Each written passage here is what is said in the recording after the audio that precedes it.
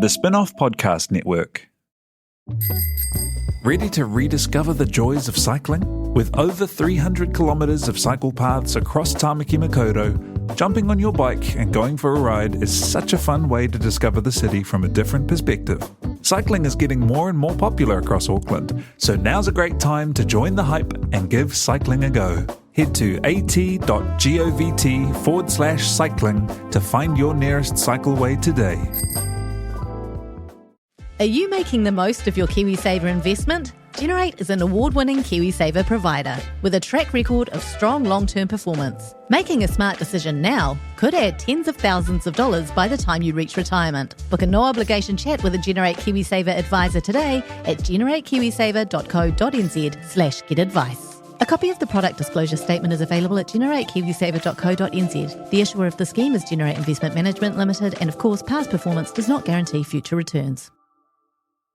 Coming Home is proudly supported by KiwiBank, the bank that's making Kiwi better off. If you have recently returned to Aotearoa and are looking for opportunities in life and business, a new start, or a safe place to re-establish roots, KiwiBank is here for you. Find out more at kiwibank.co.nz. In this series, we've been meeting the New Zealanders who are coming home. How many Kiwis are we talking about here? How many people do you think there might be? 80,000 plus. And it's a big deal. Because for the past few decades, we've seen thousands of skilled people leave our shores. Companies are being urged to prepare for a labour squeeze due to the country's continual brain drain. More than 32,000 left for Australia last year. And this week, we're looking at the push and pull factors that brought them home. It's messy out there. It's so messy out there. Even what you see on the news, which I'm guessing from here, looks completely crazy. Today, President Trump blamed the World Health Organization for getting every aspect of the pandemic wrong and threatened to withhold funding from the organization before seemingly backtracking.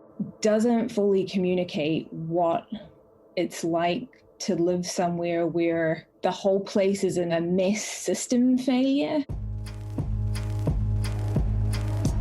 It is dire, and there was a record number of deaths today. The world started to become a very uncertain place. The mayor of Portland, Oregon, has been tear-gassed at a protest. You were seeing the cracks in society and the polarisation and the divisiveness of the government. That follows reports that the PM has ordered his Brexit team to find ways to get around the protocol. I don't miss Brexit. I don't miss the fact that a lot of my friends in hospitality are having a terrible, terrible time. When the Black Lives Matter protests started, it was really unclear how that was going to pan out. You know, some of the protests got difficult, and so we had curfews coming through on our phone. There were military helicopters circling around your house all day, loud enough to give you a consistent low-grade headache. It got quite scary. It just feels like everything is breaking down. There was once this really strong magnetic pull of the big cities and countries overseas, and it's like the polarity of that magnetism has reversed lately. Particularly in 2020, the world has been getting quite scary and strange. You know, the elections of Bolsonaro, Trump, the rise of Brexit and nationalism. Now, bear in mind, that's all before we even get onto the main event. Well, I mean, there's this thing called COVID-19. That's Mahoney Turnbull, who we met in episode 1. She's the one who's really into blockchain. She felt pretty at home in San Francisco. But as the pandemic broke out in the States, things started to change. And it wasn't just the way that the US handled COVID-19, although that obviously wasn't great. It was also the position the pandemic put her in. I got laid off because they were just culling jobs. And also my visa was linked to that company. So as soon as you're cut from a job, boom, you lose all health insurance as well. I never thought I would be back in New Zealand in 2020. No way. But it's messy out there. It's so messy out there.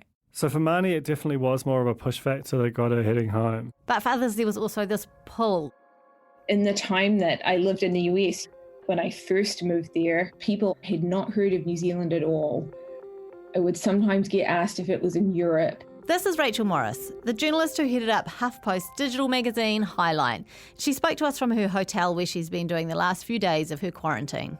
She told us about her first few years overseas and how when she told people she was from New Zealand, she got a very familiar reaction. If people had heard of anything, it was sheep or Lord of the Rings. Now it's just completely turned into this trendy country. It's funny how quickly that swung around. I mean, it's probably been 10 or 15 years, but having been so one note, the sheep jokes and then adding Lord of the Rings, you know, you get Flight of the Conchords and Lord and Jacinda Ardern, and suddenly it feels like New Zealand has got all this texture to it, and all of those things are kind of cool. And at the same time, the rest of the world, all the kind of cachet and attraction it has been sort of fading away a bit. Yeah, and also I think just we've got like better going out culture now. The internet's helped connect us to the world. We're less conservative. All of it together has meant that we are, you know, like a nice place to be. So the world's getting weirder and New Zealand's getting trendier, but still it's not quite so black and white. Coming home was never going to be an easy decision for Rachel. You know, I'd been living in the US for 15-ish years at that point.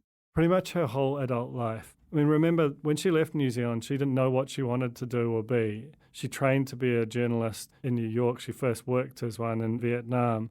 So returning to New Zealand felt like a really big professional challenge. I had a job that probably doesn't quite exist in the same form in New Zealand. So leaving was definitely not going to be a snap decision. Yeah, so for me, it was a really long, drawn-out process. I had been coming back into New Zealand really regularly for about 5 or 6 years, in part for sort of family reasons. After a while, I just started to feel like I actually need to pick one of these places or the other to live in. So what helped Rachel make the final call? Well, it was a bit of push and a bit of pull. Rachel ended up being offered the editor's job at North and South magazine. Now, that's a really, really interesting gig. It doesn't come up often. The previous editor, Virginia Larson, had been in the role for, I think, around a decade. There really aren't a lot of positions like it in New Zealand, and so it felt really serendipitous that it arrived just as probably one of the most interesting candidates you can imagine in the world was ready and looking. When the North and South thing came up, I think it was the first time where I thought, okay, this is like something I would be really excited about, and I could move back and I wouldn't sort of have to figure out the question of what would I do in New Zealand. Like, this would be something I would love to do. That pull of the opportunity to work at North and South magazine was so strong, and the things that had been keeping Rachel overseas were slowly loosening their grip.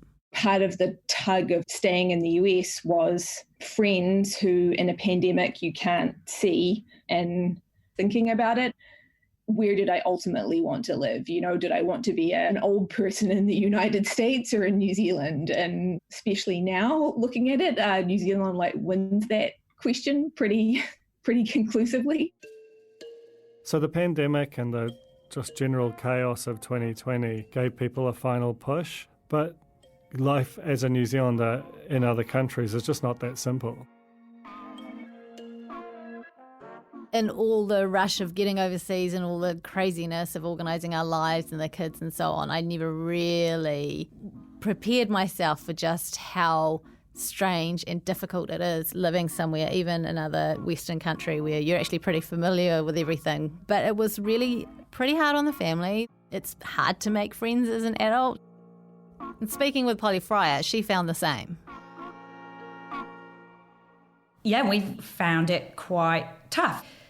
It takes longer to settle than you think. And I found America was quite an administrative heavy place. I feel like there was such an understatement. I'm just flashing back to filling out enrolment forms for school, and there were questions about when the kids first, ate on their own. Yes, when they first crawled. Yeah. I was like, I have no idea. I just made it up. I know, and the list of rules, like no running in the playground, no open-toed shoes, it was really administratively heavy and not logical, not straightforward, and not designed for you to succeed in fulfilling the application. It was basically, how hard could we make this?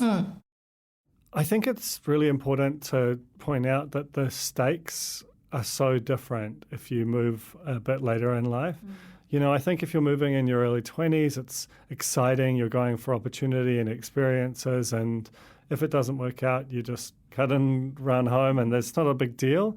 For you and for a lot of people like you, moving in your 30s, you're giving up so much, the level of risk, the level of commitment, the kind of conversations you need to have with your partner and your children. It's just a wholly different experience, right? Yeah, and I mean, we went for Joel's work in LA. It was hard, I guess, for me, without sounding too poor me. It was hard because it wasn't my thing that we were going over for. So I was giving up my friends, my family, my community back home to go and chase this dream of Joel's. And when we spoke to Polly, she said that even though LA was a dream opportunity for her husband Damien was in a similar situation to me. After we'd been there 6 months, we found out that categorically Damien wasn't going to be able to practice as a physical therapist, which is what they call it in the States there. So, just to remind you, that's Damien's profession, and he'd been working as a physio in Auckland for years. I think he was quite lonely. He'd come from a really busy life here in Auckland with a lot of friends and family that he's known for a long time. Being the Damien of our family, it is hard. It's really hard, and you do kind of lose that sense of self a bit. Even though it was hard, we were really committed, and after about 10 months, we got to the place where we were actually really excited about the idea of staying on for another year in the States. And Polly and her family felt much the same. Even when the pandemic broke out in the States, they were really committed, and they didn't hop on the first plane back like we did. When it first happened, we didn't really think about leaving, to be honest. We kind of were just getting on with it and being locked down like everyone else. And then I sort of saw that you had gone. I wasn't ready to leave Netflix because I'm really passionate about it. And so it took a couple of months, probably we were 8 weeks into lockdown. I was like on a phone call, and one of my team members was dialing in from the East Coast. And I was like, oh, wow, how come you're working from there? And they said, well, Netflix basically say, as long as you're getting the job done, freedom and responsibility, you can work from wherever within reason. And I was like, oh. So we were like, well, if we can work remotely for Netflix, if we're going to be locked up here, we'd much rather be freer in New Zealand. This crazy work environment and these policies that they have at Netflix has been very fortuitous for Polly, because it's meant she could come home without much impact on her career. She's been working at home for the past few months, and from where we're sitting now, it looks like that's what she's going to be doing for the foreseeable future. But for others, the impact of COVID on the job market in the States made their lives totally untenable. So, yes, not much potential unless you wanted to just chill and maybe overstay or keep just living in an extraordinarily expensive city. So staying in the US really wasn't an option for Mahoney. The pandemic cost her job, her visa, her access to healthcare. But even if she did have the option to stay, the city that she'd once been so excited about, that had felt like home to her, it had changed, or at least the way that she perceived it had. That was increasingly losing relevance as people were departing and flowing out into the regions. So, seeing a big metamorphosis of what San Francisco is, or what New York is, or what these main hubs represent and who are living in them now. This is what's so interesting to me in terms of how the world might change at the back of this, is that there's been a sense from so many of our big companies that you've got to have all these people in a room able to face so that they can achieve the kind of big audacious goals that these companies have. And that's why you've seen Apple and Facebook build these like multi-billion-dollar campuses. Those campuses are all empty now, and while you might really like these kind of big grandiose buildings and having everyone in a room, you don't need it. And you can, carry on this work from anywhere. Yeah, I mean, I've noticed a lot more people working from home here at the spin-off since COVID. And guess what? The work's still getting done.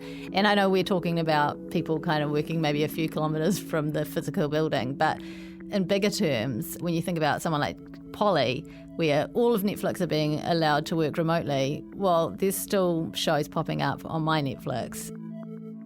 If you can actually work for a global giant, but do it from Auckland and have all of the benefits of the lifestyle kind of things that exist in New Zealand, then, you might see that sort of quite radically transforming the sense of the kinds of people who choose to live here, and then economic, cultural, creative opportunities that flow out of that.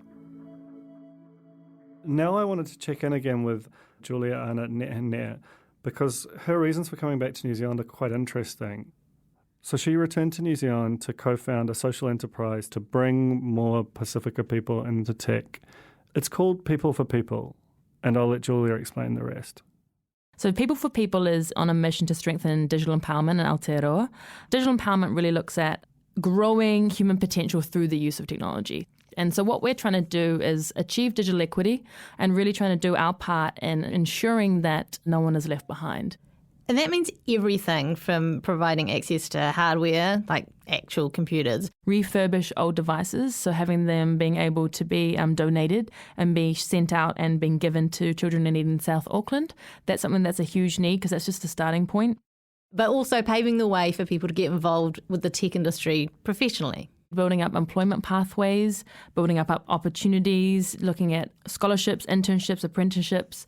There's an abundance of talent, and yet there's a shortage of opportunities. And those opportunities only get given generally to those that are placed to be able to see them as well. Like some of them are posted out on, like LinkedIn, and it's like, well, hello, Right, because if you don't have a computer at home, you're probably going to miss those opportunities. I remember when I was researching her for the original story I wrote, I found this lonely Facebook post that she'd written asking if anyone knew any other people who were Pacifica working in technology, and there were no reactions to it, and this one troll reply saying that they thought that Bill Gates was Tongan or something like that. And that just really crystallised for me what a lonely and isolating experience it must have been for Julia. So I asked her about that post. Take it as like a cry for help or a cry for community.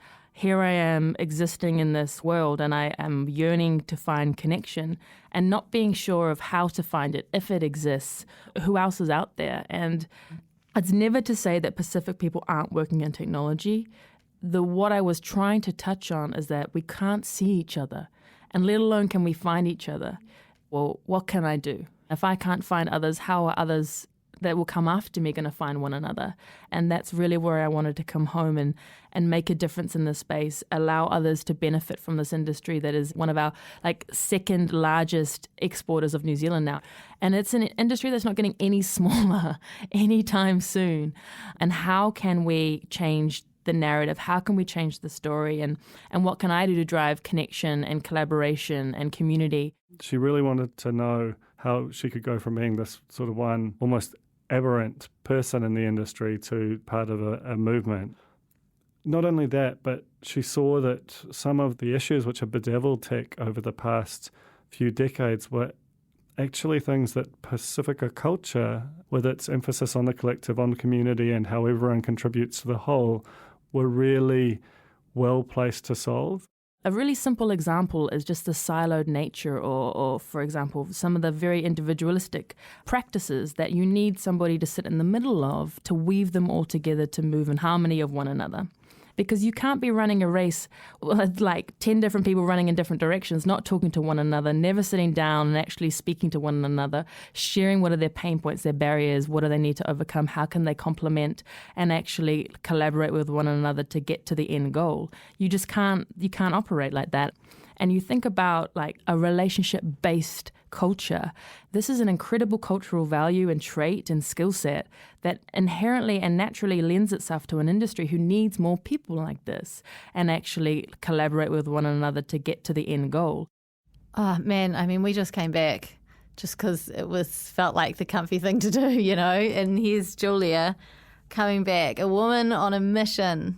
She's got this inner voice getting louder that she wants to do something positive and invest your energy and skills back into New Zealand and the people of Aotearoa, and how inspirational and sort of embarrassing for me for just coming home and laying on the couch. Well, we've all got our roles to play, Jane. Yours was to build a lovely podcast network. But you're right, Julia just has this real sense of mission, as you say. If she gets to execute that plan, New Zealand changes. There is a whole bunch of people who are excluded from the system, excluded from opportunity, who get let in, and that starts to pay dividends 5, 10, 15 years down the line and can really transform opportunities for a ton of people. Interestingly, that's similar to what our next guest has set out to do. I'm Peter Gordon. I'm a restaurateur, chef and food writer. So Peter Gordon, he might be New Zealand's most famous and most decorated international chef. You'll remember a few years ago the hype around molecular gastronomy, which is all the kind of crazy freezing and... It's like Heston Blumenthal's forte, isn't it? But Peter Gordon kind of flew the plane on it. He's one of the original sort of founding fathers of that as a discipline. He's been out there in London, one of the most famous chefs in one of the most famous food cities in the world, and suddenly he's back in Auckland and back for good. Where I am is where I wanted to be, but it's certainly not how I anticipated it happening. He'd been in London for 31 years, which is a very, very long time when you think about it. So mentally, I was preparing myself for a big change after 31 years. I'd come to the realisation that actually, I think it's about time I moved back to New Zealand, rather than being someone living in London who comes to Auckland 4 to 6 times a year. I thought maybe it's time to change. So I settled on the fact that I would move here in August this year and live here. But the pandemic carried things along. And it just happened to happen in March instead of August. Peter's reasons for coming home, his motivation were pretty similar to Julia's in the sense that he's got some purpose back here. He's not just come back to move into the cruisy New Zealand life. He's got things to do. I was trying to think of what would be something good and meaningful that I could do over the next sort of 10 years of my career. And I thought it'd be good if communities got back together and people learned to cook again and we shared the kai around the table. So that was sort of formulating in my head as the future. And back in March and April, the world seemed very gloomy. It became obvious that restaurants were suffering. But then we spoke to quite a few friends who are producers, farmers and producers and growers. And we thought, actually, they're having a terrible time because the places they sell to, the restaurants are all shut. And we thought we need to come up with something to help them. And what could that be? And we thought, well, why don't we look at this idea of a retail space with a cooking school? Because in lockdown, we also, as we all discovered, everyone was having to cook, which was really nice. And some people's attempts were better than others. And you'd see postings, you think, oh my goodness, you do need to turn the oven on before you put your bread in the oven, that sort of thing. And we thought teaching people how to cook, even basics, like almost home economics, would be a really positive way and a subtle way to get people buying local produce and cooking it at home. We began to talk to friends and said, if we did a cooking school, would you come along? What would you want to learn? And we had people saying, look, I don't even know how to roast a chicken, or I was never shown how to make a risotto, or I don't know how to make a pie. So we thought, let's try and find a way to do all this together. And so, along with his partner, Alistair Carruthers, Peter came back to New Zealand and established Homeland. And Homeland does a whole lot. I think they describe it as a food embassy for Aotearoa and the Pacific. It's a place where people can come and they can learn to cook, they can eat in the restaurant, and ultimately it's a place that will take the best New Zealand produce out to the world. It's just so exciting, running a kitchen with a team of people and getting some really fantastic food on the plate, working with producers, celebrating the producers themselves. You can come in and experience the produce by cooking with it, buying it and eating it.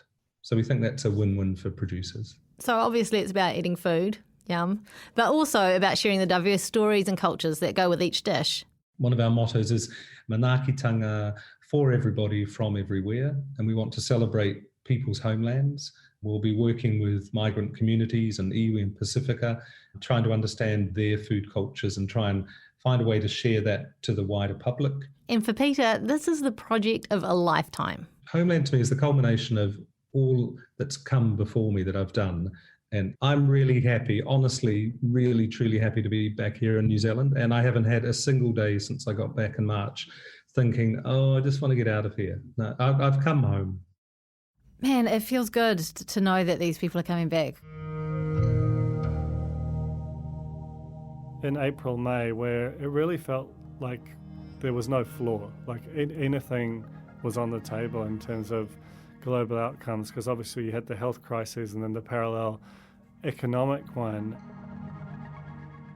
And I remember it was actually when I started writing this story, and it was the depths of winter and it had been this really tough time, but talking to Julia, hearing about what Peter was getting up to, you're like, actually, not only can we make it out of this, but we might actually, if we handle this right, we might make it out better. We're talking about people who have made a commitment to set themselves up abroad. In Peter's case, he'd been there for such a very, very long time. It just astounds me that they come home then with this energy to do more back here and bring everything they've learned and everything they've experienced and share it out with everyone, and not just come back and go, this is a nice time, I'm going to relax back in New Zealand. I just find that really very, very admirable. It does feel like the country, the rational response would be to just lay it all out for them. Yeah. How can we help? And this is what we'll get into in the next episode. It really didn't work out that way for everyone.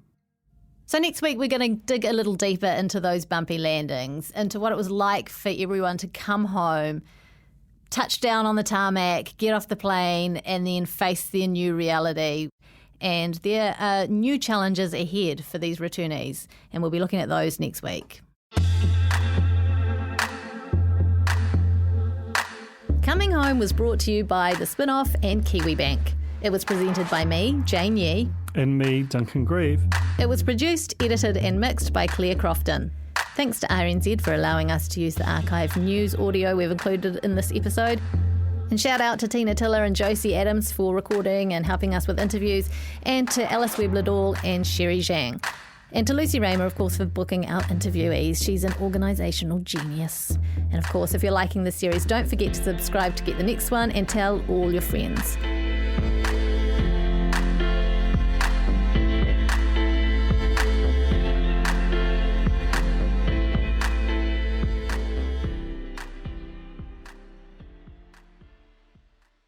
Is it mad that the world burning is not in our, top 3 concerns? You thought bad news was done, but I'm back with more. In Alice Snedden's Bad News Saves the World, I finally address the climate crisis and explore why no one cares. Watch it on thespinoff.co.nz. I can see the anxiety starting to emit from you. Talofa lover, I'm Madeline Chapman, editor at The Spinoff. If you have the means, consider supporting our high-quality journalism by becoming a Spinoff member. Sign up now at thespinoff.co.nz/donate.